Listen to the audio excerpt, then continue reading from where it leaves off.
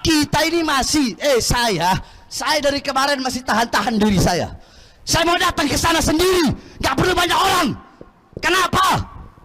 Karena saya masih menghormati hukum, masih menghormati proses kepolisian. Tapi kalau kepolisian, ya hukumnya udah dihormati, kita udah adem ayem, udah menyampaikan aspirasi, tetap pura-pura budak, tutup mata, tutup telinga, nggak mau pengen negara aman, ya jangan salahkan saya yang seret Fuad masuk dalam penjara sampai titik darah penghabisan, saudara. Allahu Akbar, Allahu Akbar. Setuju, gua dukung lo mau ke Jogja. Nah, lu datang nanti ke rumah Gus Fuad Pleret. Nah, masa lu biarkan jajan nyoto gudeg di sana ya, beli oleh-oleh Jogja, kan peningkatan di Jogja naik. Lu datang ke Gus Fuad sendirian. Nah, tapi celurit yang sering lu acung-acungkan dan pedang, lu jual dulu tuh di Malioboro ya. Kali aja buat mahar, barangkali ada harim atau ajam yang cantik, kali aja lu bisa tika di sana. Jangan dikasih tapi nyahar ya.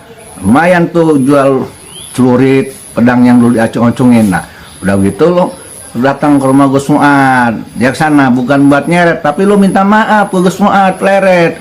Ya Gus, aneh ini memang bukan duriatun Nabi, Parhab juga bukan duriatun Nabi, mohon maaf Gus. Nah, udahlah, aneh sekarang tahu diri, mau baik-baik lah di Indonesia, mau tawadu, tidak sombong-sombongan, tidak kuar-kuar. Nah gitu Pak, gua dukung kalau begitu ya. Gua dukung kalau begitu. Saudara sekalian, pada kali ini kita akan sama-sama menyaksikan orasi Bahar Smith yang mengatakan bahwasanya jika Kapolri tidak mau mengusut kasus Gus Fuad ini, maka saya sendiri akan datang ke rumahnya untuk menyeretnya ke Jakarta, saudara sekalian, untuk diproses hukum. Nah, ini mungkin statement yang berani, ya, statement yang gagah menurut pendukung Bahar.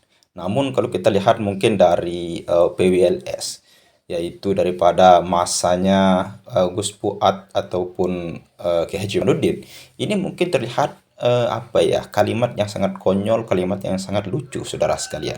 Selengkapnya mari kita sama-sama simak apa respon dari Kiai Haji Yusuf ya. Silakan. Woi, Bahar Smith orasi waktu demo 214 di Mabes Polri, atau di flyover ini, Har, berapa juta yang datang Har? Kibin-kibinnya 7 juta. Banyak kali kau punya masa Har. 7 juta umat ya, umat Islam. Demo siapa Gus Fuad? 7 juta banyak kali Har. Jack 7 juta pasukannya nggak kelihatannya. Ada yang siluman, ada yang genderuwo nggak kelihatan. Yang kelihatan berapa ekor doang. Fantastis sekali, ajib. Yang lebih ajib lagi, saya lihat tuh, dengar tuh Bahar pidato, waduh sangat berapi-api, bukan berasap-asap, berapi-api, bukan berdarah-darah, berapi-api. Apinya nggak mempan bakar foto Gus Fuadnya. Api apa? Makanya santai aja kalau bakar foto orang, jangan sampai emosi ya, santai aja, kalem, baca dulu bismillah, sholawat dulu kalau mau, takbir. Kok nggak mempan bakar foto Gus Fuad? Garoma itu bukan karoma itu mah, emang lu nya aja nggak bisa bakar. Kalau orang-orang lu mah tuh langsung aja garoma. Garoma Bahar Smith. Khurapat lagi aja. Itu yang menarik itu omongan lu tuh Bahar. Woi, kalau Mabes Polri tidak menahan, hukum, menjarakan Fuad Pleret, Sultan Monyet, PKI, enak banget lu nuduh orang tuh Har.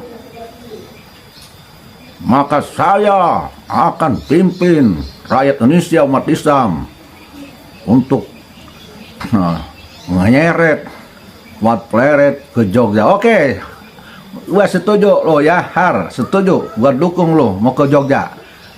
Gua dukung mau ke Jogjanya, bawa rakyat Indonesia ke Jogja ya. Datang lu ke Jogja, bawa tuh umat apalah, ngaku aja lu umat lah, yang punya umat lu semua, umat Islam, rakyat Indonesia punya lu semua. Emang senang ke semua lu semua tuh rakyat Indonesia. Mikir lo ya. Bawa tuh ke Jogja, gua dukung ya. Datang ke Jogja, nah, beli tiket mobil atau pesawat. Nah, di sana jalan-jalan di Malioboro, belanja. Jadi kan perekonomian orang Jogja naik ya. Nah, lu datang nanti ke rumah Gus Fuad Pleret. Nah, masa lu biarkan jajan nyoto, gudeg di sana ya, beli oleh-oleh Jogja, kan peningkatan di Jogja naik. Lu datang ke Gus Fuad sendirian. Nah, tapi celurit yang sering lu acung-acungkan dan pedang, lu jual dulu tuh di Malioboro ya. Kali aja buat mahar, barangkali ada harim atau ajam yang cantik, kali aja lu bisa tika di sana. Jangan dikasih tapi nyahar ya.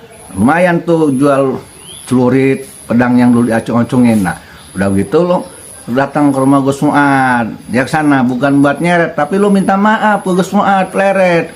Ya Gus, aneh ini memang bukan duriatun Nabi, para habib bukan duriatun Nabi, mohon maaf Gus. Nah, udahlah, aneh sekarang tahu diri, mau baik-baiklah di Indonesia, mau tawadu, tidak sombong-sombongan, tidak koar-koar. Nah gitu gua dukung kalau begitu, ya, gua dukung kalau begitu, ya. Jadi Yusuf mendukung Bahar Smith mau ke Jogja, tapi seperti tadi.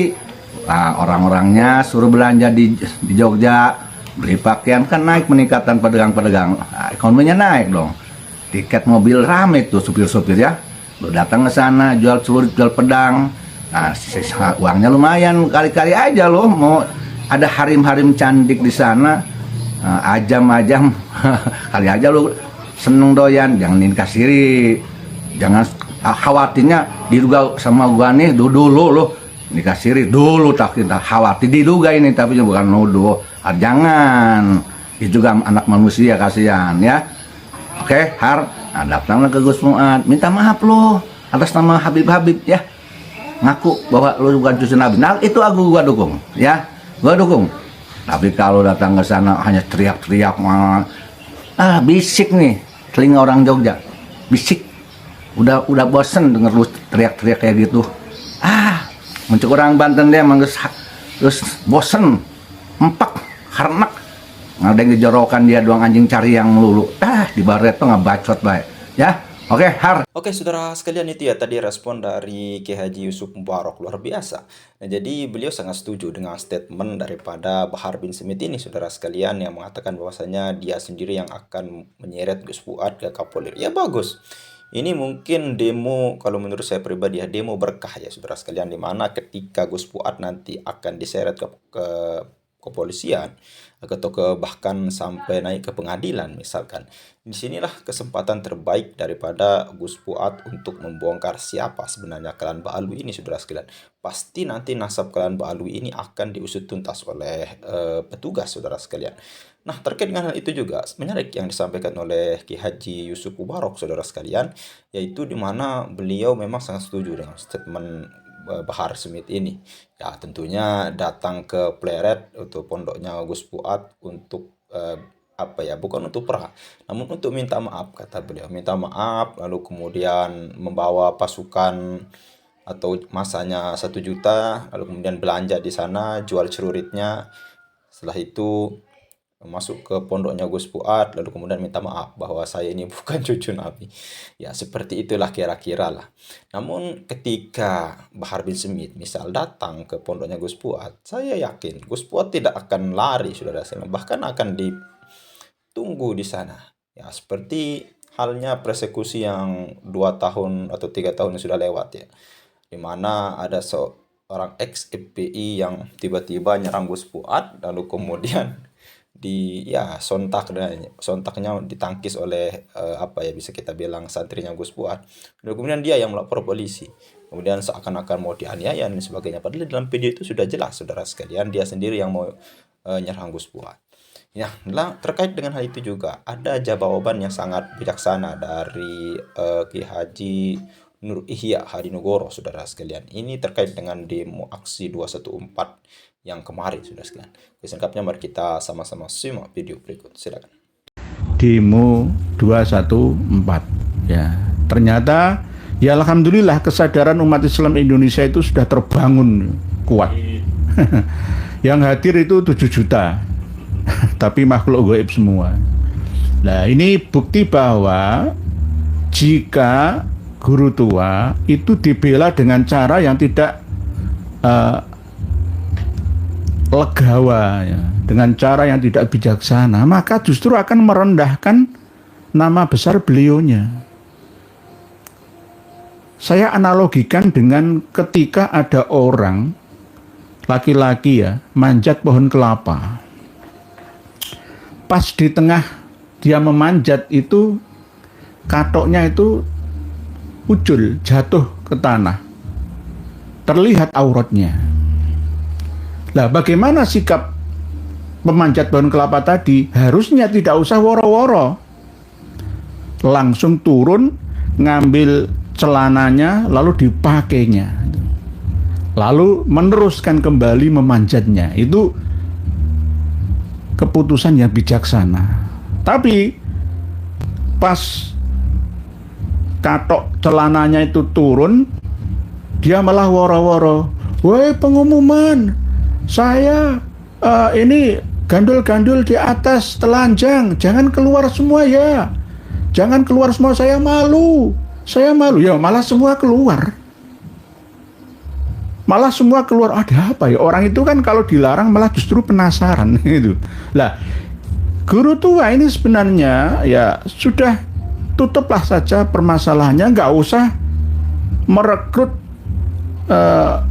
bapak-bapak yang berada di daerah Kaili sana, Palu ya, dengan bersidang adat di sana. Itu nggak perlu seperti itu, langsung perbaiki manajemen al-khairat. Nah, maka nama baik guru tua akan ikut ya, tidak tercemarkan ya seperti ini gitu. Malah justru bengok-bengok tuntut kurang. Akhirnya orang tahu semua kan malah gitu. Akhirnya orang malah tahu yang sebelumnya tidak tahu kalau guru tua itu siapa, guru tua al-khairat itu. Akhirnya semua tahu. Apalagi ketika nanti kita telusuri alumninya ya. Bahar bin Sumet itu kan 12 tahun mondok dan sekolahnya di al-khairat, tapi Manado, cabang Palu ya. Tapi hasil dari ilmunya tidak sesuai dengan harapan yang ada. Ini kan memalukan ya. Apalagi didukung oleh mondok yang lain selain dari al-khairat Manado sana, yakni Bandalua ke Jakarta, dan hampir 18 tahun mondok dan ngaji ya. Tapi hasilnya ya hanya memprovokasi. Lah inilah nanti kalau ditelusuri semua malah tambah keluar ya aurat atau kekurangan dari al-khairat. Oleh sebab itu demo yang anfaedah itu jangan diteruskan lagi. Kalau memang mau diteruskan silahkan melalui kajian-kajian, diseminarkan. Dan ada kabar yang menggembirakan dari akademisi yang ada di Palu, Sulawesi Tengah sana, bahwa memang tidak ada sejarahnya ya pencetus, penemu, pengusul bendera merah putih itu Sis Al-Jufri ya, tidak ada. Bahkan dari kalangan akademisi di Sulteng sana itu menantang apa ada yang bisa membuktikan bahwa yang mengusulkan ke Pak Karno ya itu adalah Sis Al-Jufri ya, untuk menggunakan bendera merah putih sebagai bendera negara. Nggak ada yang berani. Nggak ada yang berani. Okay. Alifa Alesa Habib Aidit gak apa-apa, imigran Yaman. Nggih, Habib Aidit. Bu Rosi Asga Putri, siapa tuh guru tua yang suka hinggap di jendela? Itu kakak tua Bu Rosi, bukan guru tua. Jadi guru mudanya itu Gus Fuad Pleret ya. Tetapi walaupun begitu kita tetap berada di tengah, mendamaikan semua sesama umat Islam. Kalau kayak siang sampai sore tadi itu kan memalukan nih, nggak ada pendukungnya. Terus bolak-balik dikandani, jangan. Tapi angel tuturane, akhirnya jadinya kayak begini ini gitu loh. Umat Islam Indonesia ini sudah cerdas semua, tinggal yang belum cerdas itu. Oleh sebab itu harus dibersihkan, disadarkan kawan-kawan yang terkena brainwashing, cuci otak dari kalangan mereka. Tidak hanya dari hasil cuci otaknya Habaib Ba'alawi saja, tetapi hasil brainwashingnya Lembaga Dakwah Islam Indonesia. Lembaga Dakwah Islam Indonesia yang memiliki cabang di mana-mana, 34 provinsi itu ada semua. Itu juga bahayanya luar biasa. Dan NU diam saja. Muhammadiyah juga pasif, tidak bergerak untuk menyadarkan umatnya. MUI hanya memantau ya pergerakan dari pengakuan berparadigma barunya. Nah, ini berbahaya. Oleh sebab itu kami sertakan di bawah video kita ini di haizin.com tentang fatwa MUI terhadap eksistensi identitas keagamaan yang berisi analisis sosiologis aliran Islam jamaah di Indonesia. Ini baru. Jadi ini tulisan terbaru ya, disertasi program doktor jurusan studi Islam Fakultas Ilmu Agama Islam Universitas Islam Indonesia Yogyakarta dari D. Iskandar Zulkarnain. Iskandar Zulkarnain, asli orang Solo ya. Dan berikut dibuktikan dengan wawancara ya, selain penelitian ya, wawancara langsung dan bukti-bukti yang di akhir halamannya itu ada yang sama seperti doktrinnya Habaib Ba'alawi tentang kafa'ah. Tidak sah nikah di hadapan KUA, itu nggak sah, harus ada nikah dalam ya, dari amir atau kiai versi mereka. Nanti jangan baca sendiri.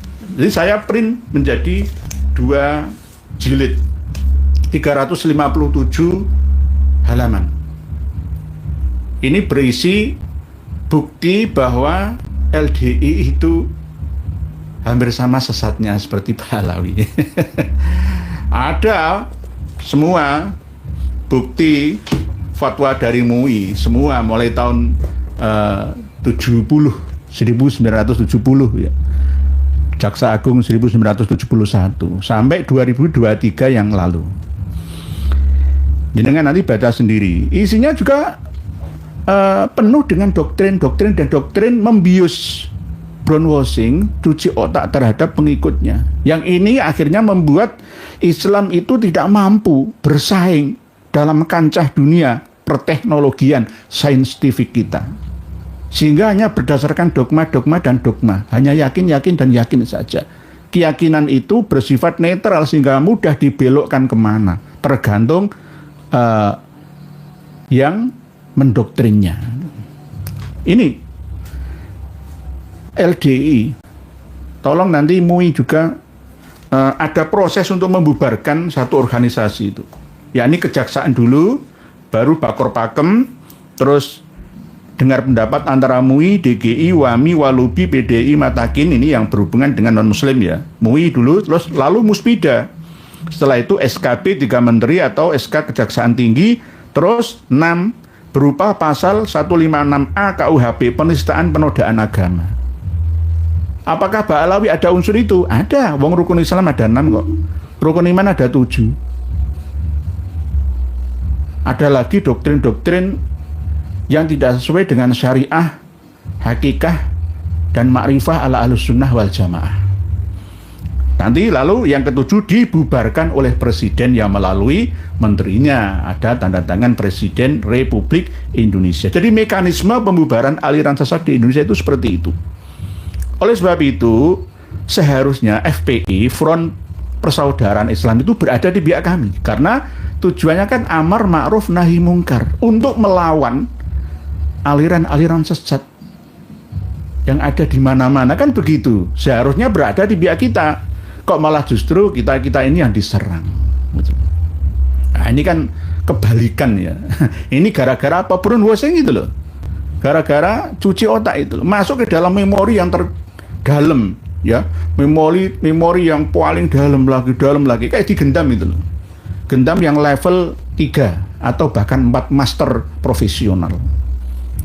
Jadi maklumat untuk seluruh umat bahwa antara LDI, Lembaga Dakwah Islam Indonesia, dan mungkin dari kalangan Rabitah Alawiyah ya, atau terkenal dengan Ba'alawinya, itu juga harus diteliti sungguh-sungguh oleh MUI, dibantu oleh kawan-kawan dari PBNU.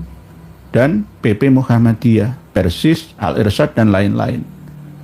Menteri Agama juga Cancut Taliwondo. Supaya apa? Masalah agama ini selesai. Tinggal kita mikirkan negara, bagaimana kita bersaing dengan negara lain di dunia. Sehingga tidak sampai tertinggal jauh seperti saat ini kita alami bersama.